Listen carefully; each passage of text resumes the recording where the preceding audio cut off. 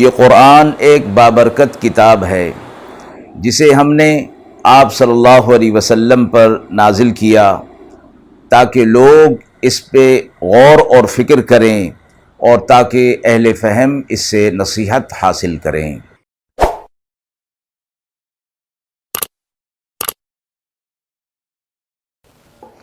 بسم اللہ الرحمن الرحیم۔ السلام علیکم ورحمۃ اللہ وبرکاتہ۔ ناظرین کرام، درس قرآن مجید کے آج کے اس پروگرام میں ہم سورۃ الاعراف کی آیت نمبر 94 تا 99 کا ترجمہ اور تفسیر پیش کر رہے ہیں، اور آخر میں پوچھے گئے سوال کا جواب ہوگا۔ اعوذ باللہ من الشیطان الرجیم، بسم اللہ الرحمن الرحیم۔ وما أرسلنا في قرية من نبي إلا أخذنا أهلها بالبأساء والضراء لعلهم يضرعون ثم بدلنا مكان السيئة الحسنة حتى عفوا وقالوا قد مس آباءنا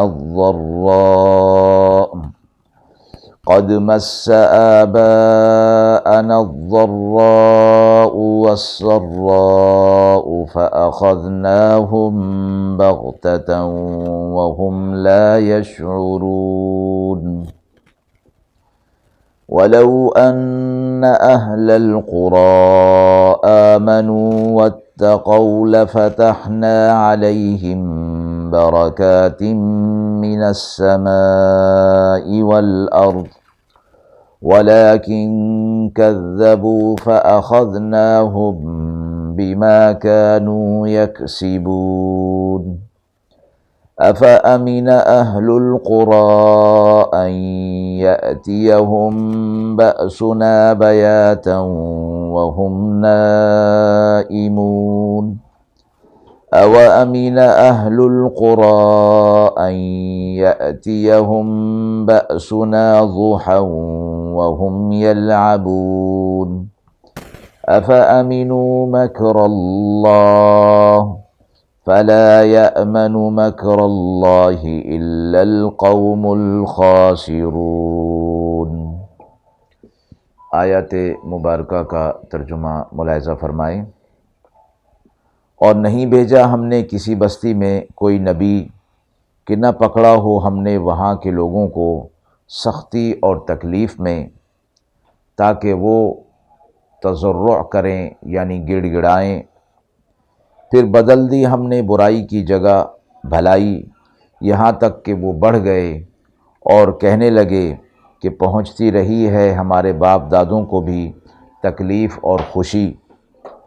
پھر پکڑا ہم نے ان کو ناگہاں اور ان کو خبر نہ تھی، اور اگر بستی والے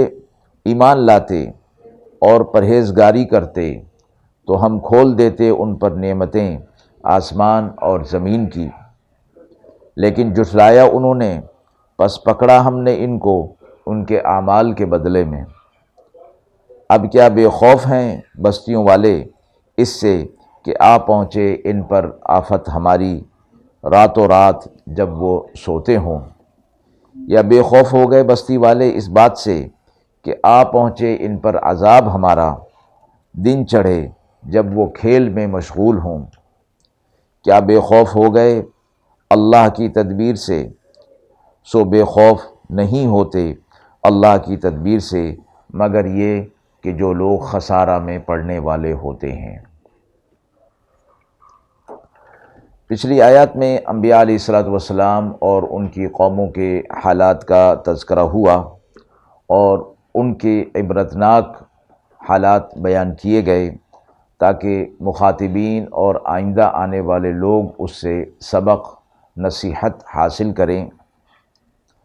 اور اس کے بعد ان آیات کے بعد حضرت موسیٰ علیہ السلام کا واقعہ اور ان کی قوم بنی اسرائیل کے حالات کا تذکرہ ہو رہا ہے۔ درمیان میں یہ 9 آیات مذکور ہیں جن میں انبیاء علیہ الصلوۃ والسلام اور ان کی قوم کے حالات ذکر کرنے کا جو مقصد ہے اور جو منشا ہے وہ یہ کہ عبرت اور نصیحت حاصل کی جائے، اور ان کے ذریعے سے جو تنبیہات ہو رہی ہیں ان کا تذکرہ ان آیات کے اندر کیا گیا ہے۔ قرآن مجید نے تاریخ عالم اور گزشتہ اقوام کے جو حالات مذکور فرمائے ہیں وہ کسی تاریخی کتاب کی طرح یا قصہ اور واقعے کے طور پر نہیں، بلکہ ایک عبرت اور سبق کے طور پر ان کو بیان فرمایا ہے۔ اس لیے اسلوب یہ رہا کہ پورا واقعہ نہیں بیان کیا جاتا، بلکہ واقعے کے اندر جو چیز عبرت اور سبق آموز ہوتی ہے اس کو بیان کر کے پھر اس کے نتائج ذکر کر دیے جاتے ہیں۔ اسی طرح قرآن مجید کے اندر کئی واقعات مختلف مقامات پر آئے ہیں، لیکن وہ واقعات ان مقامات پر اپنے اپنے اسلوب کے اندر بیان کیے گئے ہیں۔ بعض جگہ پر کچھ اسلوب اختیار کیا گیا، بعض جگہ پر کچھ اور اسلوب۔ مراد یہ ہے کہ اس کے اندر جو عبرت تھی، سبق اور نصیحت تھا، ان کا تذکرہ کر دیا جاتا ہے۔ پہلی آیت مبارکہ میں ارشاد فرمایا گیا کہ حضرت نوح علیہ الصلوۃ والسلام کی قوم اور ان کے بعد قوم عاد، قوم سمود اور قوم لوط اور قوم شعیب علیہ الصلوۃ والسلام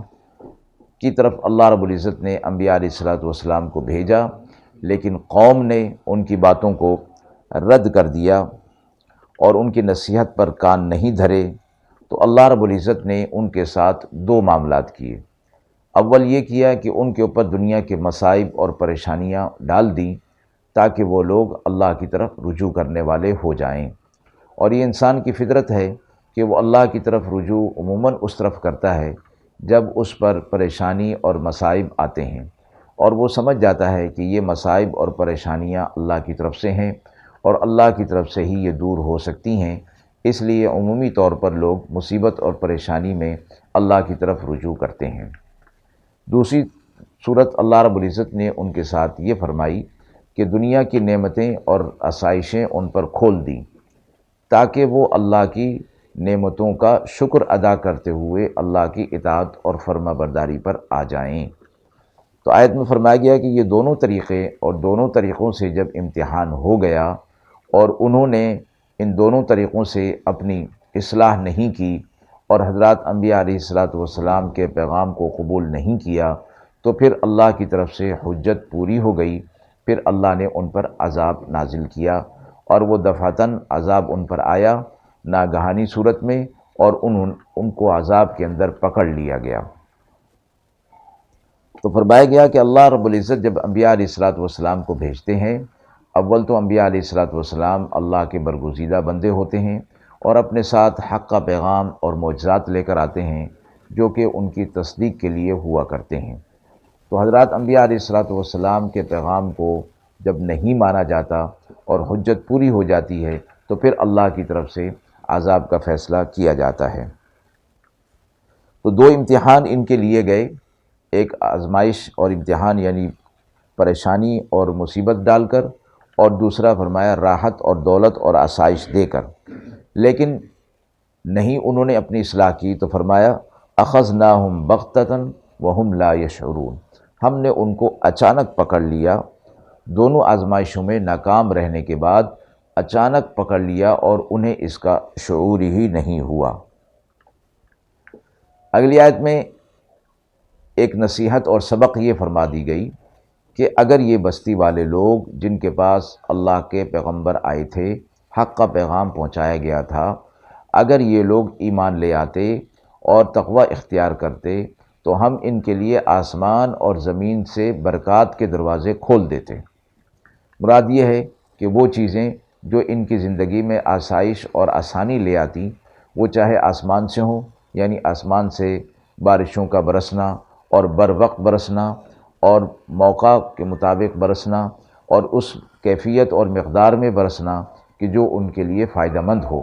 ورنہ بارش برستی ہے اور بعض اوقات وہ بارش جو ہے وہ بجائے رحمت کے زحمت ہو جاتی ہے اور اس سے بہت سے نقصانات ہوتے ہیں۔ اسی طرح زمین سے پیداوار کا نکلنا، بر وقت نکلنا، اور ان کے لیے وہ چیزیں جو ان کے فائدہ مند ہو سکتی ہیں زندگی میں اور ان کی زندگیوں میں آسانی پیدا کر سکتی ہیں، وہ چیزیں اللہ رب العزت زمین سے نکالیں تو فرمایا ہم آسمان اور زمین سے برکات کے دروازے ان کے لیے کھول دیتے، لفتحنا علیہم برکات من السماء والارض، آسمان اور زمین سے برکات کے دروازے کھول دیے جاتے ان کے لیے، لیکن انہوں نے ایسا نہیں کیا۔ مراد کیا فرمائی گئی کہ اللہ رب العزت کی اطاعت اور فرما برداری کا عمومی نتیجہ دنیا کے اندر اللہ کی طرف سے حیات طیبہ، حیات مطمئنہ کی صورت میں ہوتا ہے، اور مومن کے لیے دنیا اور آخرت میں اس کے لیے بھلائی ہی بھلائی ہوتی ہے۔ اگر دنیا کے اندر کچھ تنگی ہے تو آخرت میں تو لازمی طور پر اس کے لیے اللہ کی طرف سے لازوال نعمتوں کا وعدہ فرمایا گیا ہے۔ پھر فرمایا کہ دنیا کی نعمتیں اللہ رب العزت کی طرف سے بعض دفعہ ایمان اور اطاعت کا نتیجہ بھی ہوا کرتی ہیں، اور بعض دفعہ امتحان اور آزمائش کا بھی نتیجہ ہوا کرتی ہیں۔ تو مومن کے حق میں تو اطاعت اور فرما برداری کے بدلے میں اللہ کی طرف سے ایک نعمت ہوتی ہے، اور کافر کے لیے یہی چیزیں نعمت نہیں بلکہ وبال بن جاتی ہیں۔ دنیا میں تو چند روز کے لیے وہ عیش اور آرام کر لیتا ہے، لیکن یہی نعمتیں آخرت میں اس کے لیے وبال بن جاتی ہیں کہ اللہ کی طرف سے ان کا مواخذہ ہوتا ہے۔ آخری آیت میں دنیا کی تمام اقوام کو تنبیہ کے طور پر فرمایا گیا کہ یہ بستی والے جنہوں نے ایمان اور اطاعت اور فرما برداری کو اختیار نہیں کیا، یہ اس چیز سے بے خوف نہ ہو جائیں کہ اللہ کی پکڑ ان پر نہیں آئے گی۔ یعنی دنیا کے اندر اللہ کی نافرمانی کرتے ہوئے اگر اللہ کی طرف سے پکڑ نہیں آ رہی تو یہ اس بات سے بے خوف نہ ہو جائیں کہ اللہ کا عذاب کسی بھی صورت میں کسی بھی وقت آ سکتا ہے۔ یا دو صورتیں بیان کی گئیں، ایک یہ کہ اس صورت میں عذاب آ جائے جب یہ لوگ سو رہے ہوں، دوسرا یہ فرمایا کہ عذاب اس وقت بھی آ سکتا ہے جب یہ جاگ رہے ہوں اور اپنے دنیا کے کام کاج کے اندر، کھیل اور تفریح کے اندر مشغول ہوں، اس وقت بھی اللہ کا عذاب ان پر آ سکتا ہے۔ کوئی صورت ایسی ہو سکتی ہے جو اللہ کی طرف سے اس کی حکمت اور مشیت پر ہوگی۔ پھر فرمایا کہ بے خوف اللہ کی طرف سے وہی لوگ ہوتے ہیں جو خسارے میں پڑ چکے ہوتے ہیں، جو اپنے آپ کو خود خسارے کے اندر ڈال لیتے ہیں۔ حضرات انبیاء علیہ الصلوۃ والسلام کے پیغام کو رد کر کے، ایمان نہ لا کر، اطاعت اور فرما برداری کو سے روگردانی کر کے خسارے میں پڑ گئے، ایسے ہی لوگ اللہ کے عذابات سے بے خبر ہو جاتے ہیں اور بے خوف ہو جاتے ہیں۔ آیت کے حوالے سے سوال پوچھا گیا ہے کہ برکات کا ظہور کس طرح ہوتا ہے؟ فرمایا گیا برکات کا ظہور دنیا کے اندر دو طرح سے ہوتا ہے۔ کبھی تو یہ ہوتا ہے کہ اصل چیز جو واقع میں ہوتی ہے وہ اپنی کیفیت میں اور حیت میں بڑھ جاتی ہے، جیسے کہ رسول اللہ صلی اللہ علیہ وسلم کو معجزات عطا فرمائے گئے، اور مثال کے طور پر ایک برتن کے اندر پانی اور اس سے پورے قافلے کا سیراب ہو جانا، یعنی پانی کیفیت کے اندر بڑھ گیا جس سے تمام لوگ سیراب ہو گئے، یا تھوڑے سے کھانے سے بہت سے لوگ جو ہے وہ پیٹ بھر کر انہوں نے کھا لیا۔ کبھی ایسا بھی ہوتا ہے کہ ظاہری اعتبار سے چیز میں کوئی زیادتی نہیں ہوتی، مقدار میں بڑھتی نہیں ہے، لیکن اس سے اتنے کام نکل جاتے ہیں کہ عام طور پر اس سے کام نہیں نکلا جا سکتا، تو اس کو بھی برکات کہا گیا ہے۔ اور اس کا بھی مشاہدہ ہوتا ہے کہ کوئی چیز گھر میں ہوتی ہے، انسان اس کو استعمال کرتا رہتا ہے اور وہ اس سے فائدہ کافی عرصے تک اٹھاتا رہتا ہے، تو یہ بھی اس کے اندر برکت کا ایک ظہور ہوتا ہے۔ اور بعض دفعہ کوئی چیز ایسی ہوتی ہے کہ تھوڑے سے عرصے استعمال کرنے کے بعد وہ چیز ضائع ہو جاتی ہے، ٹوٹ جاتی ہے، یا استعمال کے قابل نہیں رہتی۔ اور یہ برکت انسان کے مال میں بھی ہوتی ہے، جان میں بھی ہوتی ہے، وقت میں بھی ہوتی ہے، اور کام میں بھی ہوتی ہے۔ بعض دفعہ انسان کھانے کا ایک لقمہ ایسا لیتا ہے، اس کے لیے وہ راحت کا اور صحت کا باعث بن جاتا ہے، اور بعض دفعہ بڑی طاقتور غذائیں وہ استعمال کرتا ہے، دوائیں استعمال کرتا ہے، لیکن بیماری سے اسے شفا نہیں ملتی، نہ ان طاقتور دواؤں سے اس کو طاقت ملتی ہے۔ اور بعض دفعہ اوقات میں برکت ہو جاتی ہے تو تھوڑے وقت کے اندر زیادہ کام نمٹ جاتے ہیں، اور بعض دفعہ زیادہ وقت کے اندر تھوڑا سا کام بھی نہیں ہو پاتا، ان سب صورتوں میں اگرچہ مقدار کے اعتبار سے چیز نہیں بڑھتی، لیکن برکت کا ظہور اس طرح ہوتا ہے کہ بہت سارے کام نکل جاتے ہیں۔ آسمان و زمین کی کل مخلوقات میں برکات ایمان اور تقوی پر موقوف رکھی گئی ہیں۔ فرمایا جو شخص ایمان اور تقوی اختیار کرتا ہے، اللہ رب العزت اسے دنیا کے اندر برکات عطا فرماتے ہیں، اور آخرت کی فلاح اور نجات بھی انہیں حاصل ہو جاتی ہے۔ آج کی دنیا کے حالات پر اگر غور کیا جائے، دیکھا جائے تو ایمان اور تقوی کے اندر کمزوری آ جانے سے یہ دیکھا جا رہا ہے کہ پچھلے وقتوں کے اندر جو لوگ موجود تھے، آج جتنی ترقی ہو چکی، جتنی ایجادات ہو چکی، جتنی آسائش اور آرام کی چیزیں پیدا ہو چکی ہیں، پچھلے لوگ ان چیزوں کا تصور بھی نہیں کر سکتے تھے، لیکن اس کے باوجود آج کا انسان بیمار، پریشان اور تنگ دست نظر آتا ہے، اور اس کی وجہ یہی ہے کہ ایمان کمزور ہو چلا، اطاعت اور تقوی کے اندر کمزوری آ گئی۔ آج بھی اگر انسان ایمان کو مضبوط کر لے اور اطاعت اور تقوی کی زندگی گزارے تو اللہ رب العزت کی طرف سے برکات کا جو وعدہ ہے وہ ضرور پورا ہوگا۔ وآخر دعوانا ان الحمد للہ رب العالمین۔